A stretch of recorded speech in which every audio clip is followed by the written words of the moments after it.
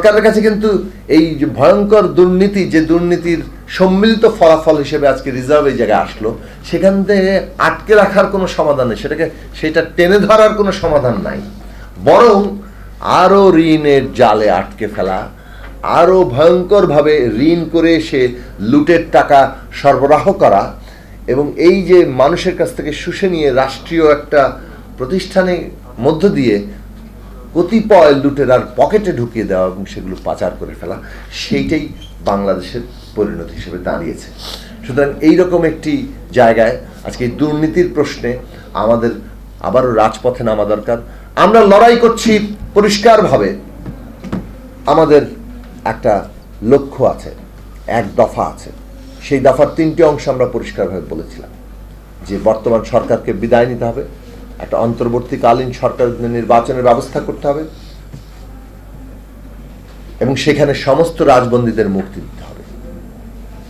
বেগম খালেদা জিয়া, এই দেশের এই বৈপরীত্যটা খুব পরিষ্কার।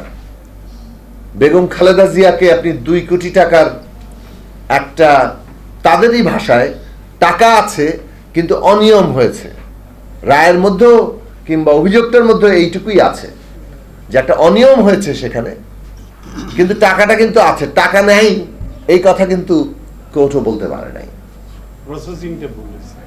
তাহলে আপনি তার জন্য তাকে 5 বছরের প্রথমে জেল দিবেন, তারপর 10 বছর জেল হবে, 6 বছর ধরে জেলে তিনি আছেন, এবং বাস্তবত একটা মৃত্যু পথযাত্রী মুমূর্ষ অবস্থায় আছেন, তার বিদেশে চিকিৎসার ব্যবস্থা করবেন না, তার জামিনে মুক্তি পাওয়ার অধিকার নিশ্চিত করবেন না, বাংলাদেশে আজিজ বেনজিররা ঘুরে যাবে, এই অবস্থাটাই কিন্তু তৈরি হয়েছে। তো এইখানে আমাদের লক্ষ্যটা খুব পরিষ্কার, আমরা এই সরকারের বদল চাই, আমরা অন্তর্বর্তীকালীন সরকারদের নির্বাচন চাই, রাজবন্দীদের মুক্তি চাই, এবং বাংলাদেশে একটা রাষ্ট্র কাঠামোটা যেভাবে আজকে দাঁড় করিয়ে আনা হয়েছে এইটার বদল চাই, ন্যূনতম একটা জবাবদিহিতাপূর্ণ গণতান্ত্রিক রাষ্ট্র চাই, জনগণের কাছে জবাবদিহিতা করতে হবে। সেই রাষ্ট্রটার রূপান্তর করারই প্রস্তাবগুলো আমরা তুলছি, সংস্কার প্রস্তাব ওই অর্থে যে এই রাষ্ট্রের কতগুলো গুণগত রূপান্তর করতে হবে, রাষ্ট্রটা যেখানে নিয়ে আসা হয়েছে এটা নিয়ে আর চলবে না। এই লড়াইটা আজকে আমাদের সম্মিলিতভাবে জনগণকে সাথে নিয়ে করা দরকার। আমরা আমাদের দলের দিক থেকে, আমাদের মঞ্চ, আমরা এই লড়াইয়ের জন্য কাজ করছি।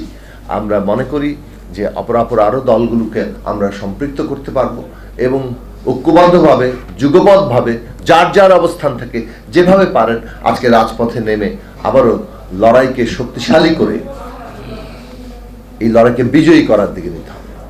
সরকার স্যাবোটাজ করবে, সরকার অন্তর্ঘাত তৈরি করবে, এবং সেটা করে আন্দোলনকে দমন করার সমস্ত চেষ্টা করবে, সেগুলো ব্যর্থ করে দিয়েই আগামী লড়াই আমাদের বিজয়ী হতে হবে।